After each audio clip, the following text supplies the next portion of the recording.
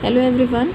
Today I am going to continue the topic I have started, and that topic was phrase and clause, their differences. So today we'll talk about types of clause. So as I have already told you what is clause. So clause is a part of sentence and which has complete meaning, and it contains a subject and verb. So there are three types of clause: principal clause, which is also called as main clause or independent clause. Second is coordinate clause, and third is subordinate or dependent clause. So first is principal clause.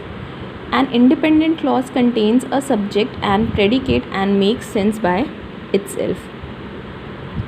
So what does it means? That principal clause has complete meaning. मतलब principal clause जो होता है वो कभी भी अपनी meaning को complete करने के लिए किसी पे भी डिपेंड नहीं होता, और ये अब इसके अंदर एक सब्जेक्ट होता है, एक प्रेडिकेट होता है, और अगर कोई भी एक सेंटेंस है जिसमें केवल एक ही क्लॉज आ रहा है तो वो क्लॉज हमेशा प्रिंसिपल क्लॉज होगा, बिकॉज इसका नाम ही होता है मेन क्लॉज, तो ये हर एक सेंटेंस में प्रेजेंट होगा. And second important thing is it is also called as independent clause. That means कि ये कभी भी अपनी मीनिंग को कंप्लीट करने के लिए किसी दूसरे क्लॉज पर डिपेंडेंट नहीं होता है. हर एक सेंटेंस में प्रिंसिपल क्लॉज का होना बहुत ही ज़्यादा नेसेसरी होता है. सो कोई भी बेसिक ऐसा सेंटेंस है जिसमें केवल एक वर्ब आ रही है, या जिसमें हम ये कह सकते हैं केवल एक ही क्लॉज आ रहा है, तो वो क्लॉज हमेशा प्रिंसिपल क्लॉज ही होगा. से example, he is poor. He is poor एक सब्जेक्ट है, एक वर्ब है, मीनिंग इसकी कंप्लीट है. इसमें ऐसा हमको बिल्कुल भी नहीं लग रहा है कि इसकी मीनिंग कंप्लीट नहीं है. सो ये एक सेंटेंस है, यहाँ फुल स्टॉप लगा हुआ है, इसकी मीनिंग कंप्लीट है. सो अगर हम देखें तो ये हमारा एक क्लॉज है जिसकी मीनिंग कंप्लीट है, जिसमें एक ही सब्जेक्ट एक ही वर्ब आ रहा है, और तो इसे हम क्या कहते हैं? Principal clause. प्रिंसिपल क्लॉज और अच्छे से समझ में आएगा जब हम आगे पढ़ेंगे. तो सेकेंड हमारा आता है कोऑर्डिनेट क्लॉज. कोऑर्डिनेट क्लॉज क्या होता है? This clause is equal to the principal clause. That means कि अगर हम मीनिंग के बेसिस पर देखें तो कोऑर्डिनेट क्लॉज उतना ही इक्वल मीनिंग रखता है जितना कि प्रिंसिपल क्लॉज.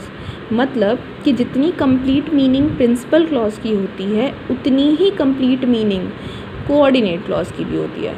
बस इसमें डिफरेंस क्या होता है? However alone it can not form a sentence. लेकिन कोऑर्डिनेट क्लॉज अकेले कोई सेंटेंस नहीं बना सकता. जैसे मैंने बताया था कि अगर कोई सेंटेंस ऐसा है जिसमें केवल एक ही क्लॉज आ रहा है, जैसा इसमें, तो वो क्लॉज हमेशा प्रिंसिपल क्लॉज होगा. लेकिन कोऑर्डिनेट क्लॉज ऐसा नहीं कर सकता. वो कोऑर्डिनेट क्लॉज अकेले सेंटेंस नहीं बना सकता. अब ऐसा क्यों है? Because it is connected to a principal clause by a coordinate conjunction. So इसमें क्या होता है कि इसमें एक प्रिंसिपल क्लॉज होता है. प्रिंसिपल क्लॉज होने के बाद इसमें एक कंजंक्शन यूज़ होता है जो कि कोऑर्डिनेट कंजंक्शन होता है, और जो दूसरा क्लॉज होता है वो कोऑर्डिनेट क्लॉज होता है. मतलब कोऑर्डिनेट क्लॉज वो क्लॉज होता है जो कि कंजंक्शन से जुड़ा हुआ होता है. जैसे एग्जांपल देखते हैं. जैसे यहाँ पे हमने इसमें पहले काउंट करते हैं कि कितने क्लॉजेज हैं. तो एक वर्ब ये है और एक वर्ब ये है. इसका सब्जेक्ट यहाँ पे, इसका सब्जेक्ट यहाँ, तो दो वर्ब है एक सेंटेंस में, यानी कि हमारे पास कितने क्लॉज है? दो क्लॉज. ये तरीका होता है काउंट करने का. देन सेकेंड थिंग, अगर हम देखें तो इसकी मीनिंग क्या है? He is poor but he is honest. तो वह गरीब है. यहाँ पे भी हमने देखा कि इसकी मीनिंग जो है वो कंप्लीट है. और सेकेंड पार्ट जो है हमारा वो क्या है? But he is honest. तो ये दो पार्ट है. अब इन दोनों पार्ट को अगर हम हिंदी में मीनिंग समझे तो फर्स्ट है ही इज़ पुअर, वह गरीब है. ये अपने आप में कंप्लीट मीनिंग रख रहा है, ऐसा बिल्कुल नहीं लग रहा कि ये किसी पे डिपेंडेंट है. सेकंड आता है लेकिन वह ईमानदार है. तो अगर हम इसको हटा करके और केवल इतना बोलें कि लेकिन वह ईमानदार है, तो ये कहीं ना कहीं हमें सुनने में इनकम्प्लीट लगेगा. So what does it means कि कोऑर्डिनेट क्लॉज जो होता है वो हमेशा कोऑर्डिनेटिंग कंजंक्शन से जुड़ करके और एक सेंटेंस बनाता है. तो यहाँ पे ये जो बीच में कंजंक्शन लगा है दैट इज़ कोऑर्डिनेटिंग कंजंक्शन. अब कोऑर्डिनेट कंजंक्शन कौन से होते हैं ये बात हमें कैसे पता चलेगी? तो ये एक शॉर्ट ट्रिक है याद करने की, जो लिखा है फैन वॉइस. फैन वॉइस का मतलब क्या होता है? एफ स्टैंड फॉर, ए का मतलब होता है एंड, एन का मतलब होता है नॉर, बी का मतलब होता है बट, ओ का मतलब होता है और, वाई का मतलब होता है येट एंड एस का मतलब होता है सो। मीनिंग की अगर बात करें तो फॉर का मतलब होता है क्योंकि, तो बिकॉज हो गया या फिर सिंस हो गया, ये सारे भी कोऑर्डिनेटिंग कंजंक्शन हो जाएंगे जिनकी सिमिलर मीनिंग होगी। एंड का मीनिंग सबको पता है और। नॉर का मतलब नहीं, ये या ऑप्शन में हम जैसे ये नहीं अगर हम बोलते हैं तो उसका मतलब होता है। बट का मीनिंग भी सबको पता है। और का मतलब भी ऑप्शन रखने के लिए होता है, या तो ये या तो वो, उस सेंस में। येट का मतलब होता है फिर भी, और सो का मतलब होता है इसलिए। सो अब इसको, तो ये हमने क्या देखा कि ये जो जितने भी कंजंक्शंस हैं, इन्हीं कंजंक्शन से जुड़ करके हमारा कोऑर्डिनेट क्लॉज बनता है। सो इसमें क्या हमने पढ़ा, फिर से देख लेते हैं कि अगर एक ऐसा क्लॉज है जो जिसकी मीनिंग कंप्लीट है और वो किससे जुड़ा होता है, कोऑर्डिनेट कंजंक्शन से जुड़ा होता है, तो वो हमारा कोऑर्डिनेट क्लॉज होता है। अब ये बात हमें कैसे समझ में आएगी कि इसकी मीनिंग कंप्लीट है, हमें ये कैसे पता चलेगा कि इसकी मीनिंग कंप्लीट है। तो सपोज़ अगर हम यहाँ बीच से इस बट को हटा देते हैं, अगर हम इसको हटा देते हैं यहाँ से, ये नहीं होता है, तो हमारे पास दो सेंटेंसेस आ जाएंगे, he is poor and he is honest. वह गरीब है, वह ईमानदार है। तो जब हम इसको बीच से हटा देते हैं तो इसकी भी अपनी एक सेपरेट मीनिंग हो जाती है जो कि कंप्लीट है, और इसकी भी अपनी एक सेपरेट मीनिंग हो जाती है जो कि कंप्लीट है। तो कोऑर्डिनेट कंजंक्शन तभी बनेगा जब इसको हम कोऑर्डिनेट कंजंक्शन से जोड़ देंगे। सो आई होप कि अब ये क्लियर हो गया होगा। तो कोऑर्डिनेट कंजंक्शन में एक हमेशा प्रिंसिपल क्लॉज होगा, वो क्लॉज जिसकी मीनिंग कंप्लीट है, जिसे दूसरे क्लॉज से कोई मतलब नहीं है। जैसे ही इज़ पुअर, इससे कोई मतलब नहीं है, इसकी मीनिंग अपने आप में कंप्लीट है। सेकंड वो क्लॉज था जो कि कंजंक्शन से जुड़ा था, तो वो क्लॉज जो कि कोऑर्डिनेट कंजंक्शन से जुड़ा है, यानी इसमें से किसी भी एक क्लॉज से जुड़ा है, तो वो क्लॉज हमारा क्या हो जाएगा, कोऑर्डिनेट क्लॉज हो जाएगा। और साथ ही साथ कोऑर्डिनेट क्लॉज की जो मीनिंग होती है वो अपने आप में काफ़ी हद तक कंप्लीट होती है। एक और एग्जाम्पल देख लेते हैं, यू मस्ट वर्क हार्ड और यू कैन नॉट सक्सीड। यहाँ पे क्या आ रहा है, और यहाँ पे भी है और, तो ये तो क्लियर हो गया कि ये कोऑर्डिनेट कंजंक्शन है। अब देख लेते हैं इसमें से प्रिंसिपल कौन सा है जिसकी मीनिंग कंप्लीट है।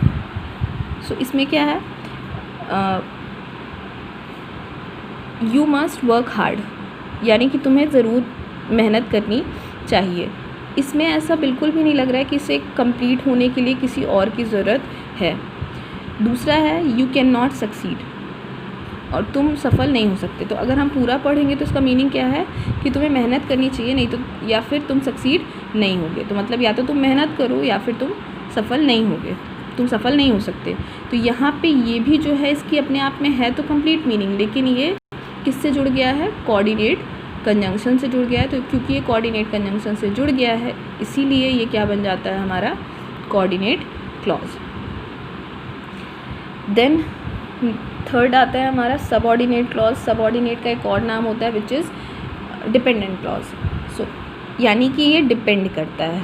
अभी किस पे डिपेंड करता है अपनी मीनिंग को कंप्लीट करने के लिए, तो ये अपनी मीनिंग को कंप्लीट करने के लिए ऑब्वियसली दूसरे क्लॉज पे डिपेंड करता है। और दूसरा क्लॉज हमारा कौन सा होता है, वो हमेशा प्रिंसिपल क्लॉज होता है। तो यही लिखा हुआ है, this clause depends on a main clause for its complete meaning. तो एक ऐसा क्लॉज जो अपनी मीनिंग को पूरा करने के लिए प्रिंसिपल क्लॉज पे डिपेंड करता है, उस क्लॉज को हम सबऑर्डिनेट क्लॉज कहते हैं, या उसको हम डिपेंडेंट क्लॉज भी कहते हैं। जैसे पहले फिर से इसमें काउंट कर लेते हैं कि कितना क्लॉज है। सो आई यहाँ पे सब्जेक्ट है एंड डोंट नो यहाँ पे क्या है, वर्ब है। बीच में वेयर है जो कि कंजंक्शन का काम कर रहा है, और ये क्या है, शी सब्जेक्ट है, और लिव्स यहाँ पे क्या है, लिव्स यहाँ पे क्या है, वर्ब है। सो इस सब्जेक्ट की वर्ब ये है और इस सब्जेक्ट की वर्ब ये है। दैट मीन्स कि यहाँ पे दो वर्ब दो सब्जेक्ट है, तो हमारे पास कितने क्लॉज हो गए, दो क्लॉज हो गए। अब इसमें हमें ये समझना है कि ये डिपेंडेंट है या कोऑर्डिनेट क्लॉज है, इसमें हमें डिफ्रेंशिएट करना है। सो अब मीनिंग देखते हैं। फर्स्ट है हमारा फर्स्ट क्लॉज, अगर हम देखें आई डोंट नो, मुझे नहीं पता। तो मुझे नहीं पता अगर हम देखें तो इसको हम इंडिपेंडेंटली इससे अलग करके भी यूज़ कर सकते हैं, इस दूसरे क्लॉज से अलग करके यूज़ कर सकते हैं, इसकी कंप्लीट मीनिंग है। लेकिन अगर ये दूसरा क्लॉज देखें जिसका मीनिंग है की और कहाँ, इसका मीनिंग होता है जब ये कंजंक्शन की तरह वेयर यूज़ होता है तो इसका मीनिंग क्या बन जाता है, की कहाँ, की वह कहाँ रहती है। तो इसका मीनिंग क्या है, मुझे नहीं पता, और इसका मीनिंग है कि वह कहाँ रहती है। तो किसका मीनिंग ज़्यादा कंप्लीट है, इसका मीनिंग कंप्लीट है। इसका इसका मीनिंग कंप्लीट है, तो ये हमारा कौन सा क्लॉज हो गया, प्रिंसिपल क्लॉज हो गया। अब अगर हम इसका यूज़ ना करें, अगर हमारा ये सेंटेंस में प्रेजेंट ना हो, तो इसका कोई भी मीनिंग नहीं निकलेगा, ये इनकम्प्लीट लगेगा। कि वह कहाँ रहती है, ये सेंटेंस बिल्कुल भी कंप्लीट नहीं है, क्योंकि इसके साथ की जुड़ा हुआ है, कि वह कहाँ रहती है, कंजंक्शन जुड़ा हुआ है। तो ये कब कंप्लीट होगा, ये तभी कंप्लीट होगा जब इसके पहले क्या आए, प्रिंसिपल क्लॉज आए। सो यहाँ पे क्या है, ये अपनी मीनिंग को कंप्लीट करने के लिए किस पे डिपेंड कर रहा है, प्रिंसिपल क्लॉज पे डिपेंड कर रहा है। सो कोई भी ऐसा क्लॉज जो अपनी मीनिंग को कंप्लीट करने के लिए प्रिंसिपल क्लॉज पे डिपेंड करता है, उसे हम सबऑर्डिनेट क्लॉज कहते हैं। एक और एग्जांपल है, unless you work hard you will fail. तो अगर तुम मेहनत नहीं करोगे, अनलेस का मतलब होता है यदि नहीं, या फिर यदि तुम मेहनत नहीं करोगे तुम फेल हो जाओगे। तो अब इसमें हमारे पास कंप्लीट सेंस किसका है, इसका एक ये है कि यदि तुम मेहनत नहीं करोगे, इसका इतना मीनिंग है जिसके साथ कंजंक्शन जुड़ा हुआ है, अनलेस कंजंक्शन है। और दूसरा क्या है, तुम फेल हो जाओगे। तो इसका मीनिंग जो है तुम फेल हो जाओगे, इसका मीनिंग कंप्लीट है। हमें ऐसा नहीं लग रहा है कि ये किसी पे भी डिपेंड कर रहा है, इसका अपना मीनिंग कंप्लीट लग रहा है। So unless you work hard, अगर तुम मेहनत नहीं करोगे, अगर हम सिर्फ इतना बोलें अगर तुम मेहनत नहीं करोगे, तो ये सुनने में ही इनकम्प्लीट लग रहा है। तो ये कंप्लीट कैसे होगा, इसको पूरा कैसे करेंगे, इसका सेंस कंप्लीट कैसे होगा, जब हम इस पार्ट को भी, यानी जब हम प्रिंसिपल क्लॉज को भी इसके साथ ऐड कर देंगे। तो अगेन इसकी मीनिंग कंप्लीट नहीं है, तब तक इसकी मीनिंग कंप्लीट नहीं है जब तक कि ये प्रिंसिपल क्लॉज के साथ नहीं जुड़ा है। तो जब एक क्लॉज अपनी मीनिंग को कंप्लीट करने के लिए प्रिंसिपल क्लॉज पे डिपेंड करता है, तो उसे हम सबऑर्डिनेट क्लॉज कहते हैं। इसके 3 पार्ट होते हैं जो हम नेक्स्ट वीडियो में पढ़ लेंगे, which is noun clause, adjective clause and adverb clause. अब ये डिफ्रेंशिएट कैसे होता है, इनका यूज़ कहाँ कहाँ पे होता है, ये सारी चीज़ें भी देखनी होती हैं। सो अगर कोई डाउट है देन यू कैन आस्क, और इसको हम कल पढ़ लेते हैं। Thank you.